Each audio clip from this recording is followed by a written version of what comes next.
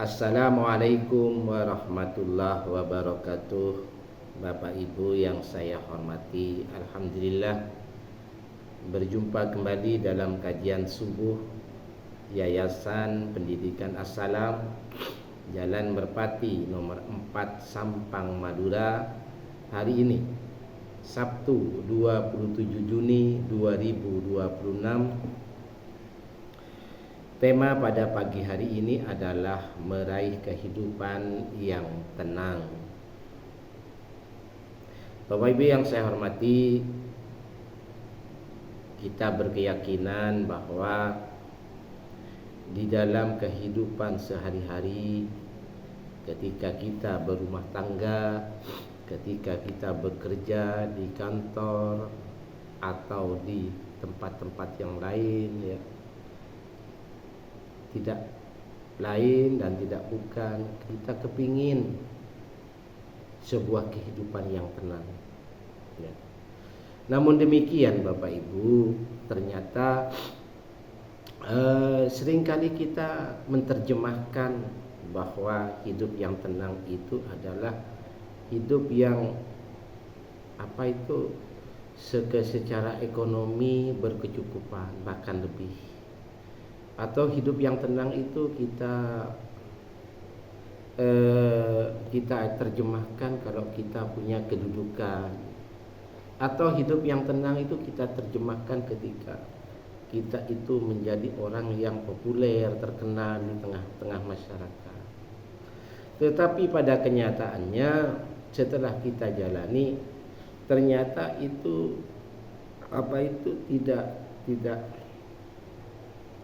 tidak tepat. Sering kita melihat ketika orang itu punya harta berlebih, tetapi hidupnya tidak tenang.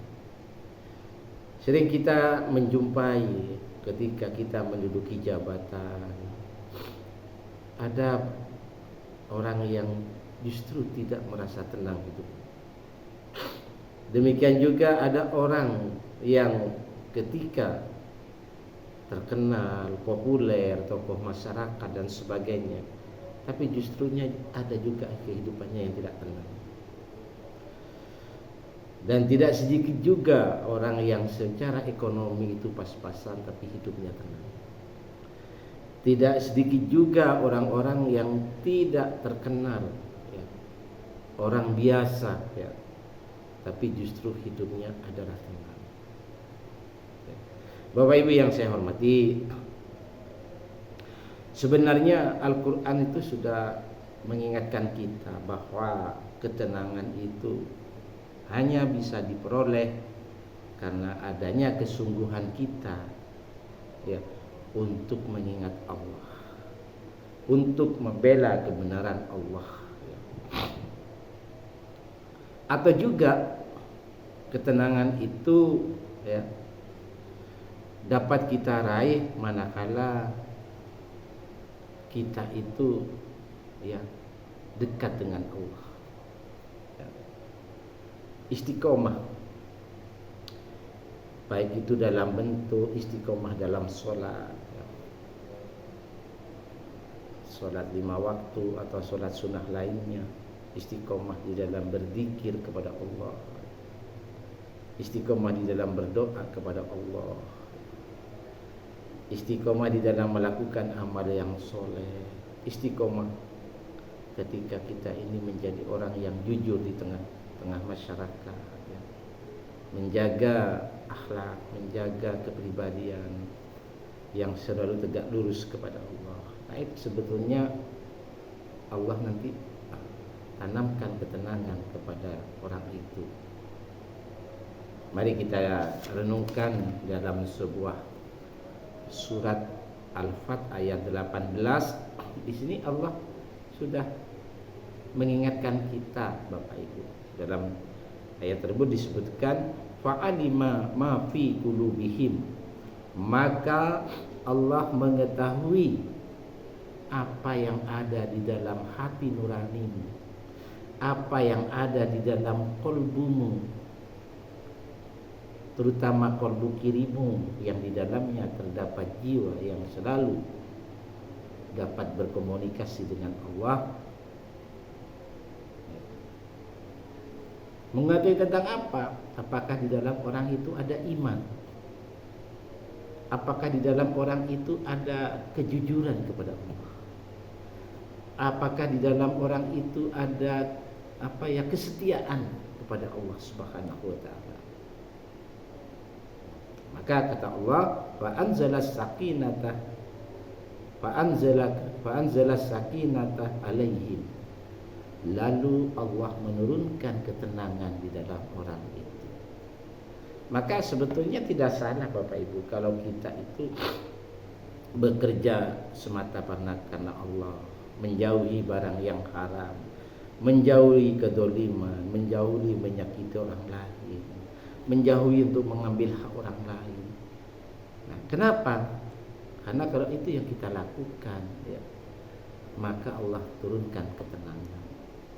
Istiqomah di dalam beribadah, ya, menjaga akhlak yang baik karena Allah, itu juga akan menimbulkan ketenangan. Ya, karena apa? Intinya daripada ketenangan itu adalah mengingat Allah, bukan karena yang lain. Ya. Bapak Ibu yang saya hormati, lalu apa sebab orang itu akan merasakan ketenangan? Maka di dalam surat Ar-Ra'd ayat 28 Allah berfirman, alladzina amanu wa tatma'inna qulubuhum bidzikrillah, yaitu orang-orang yang beriman, maka orang itu akan merasakan ketenangan. Jadi kalau orang itu tidak beriman, maka tidak akan tenang. Siapa orang beriman itu? Saya pernah menyampaikan di dalam surat Al-Hujurat ayat 15, adalah orang-orang yang bersungguh-sungguh mentauhidkan Allah. Orang itu betul-betul murni, ya. Orang itu ridho, ikhlas hanya untuk menyembah Allah. Orang itu juga percaya kepada Rasulullah, bahwa Rasulullah itu adalah kepercayaan Allah, utusan Allah. Dan orang itu betul-betul mau memperjuangkan agama Islam, baik dengan tenaga, baik dengan pikiran, maupun dengan harta. Nah, itulah orang-orang yang diberikan ketenangan oleh Allah.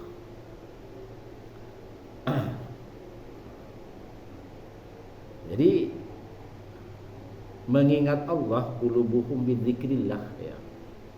Kalbu yang selalu mengingat Allah, ya, itu akan menyebabkan orang itu menjadi tenang. Karena sumber ketenangan itu Allah berikan kepada orang yang beriman, lalu Allah tanamkan di dalam kalbunya, atau dalam hati nuraninya, atau dalam kalbu kirinya.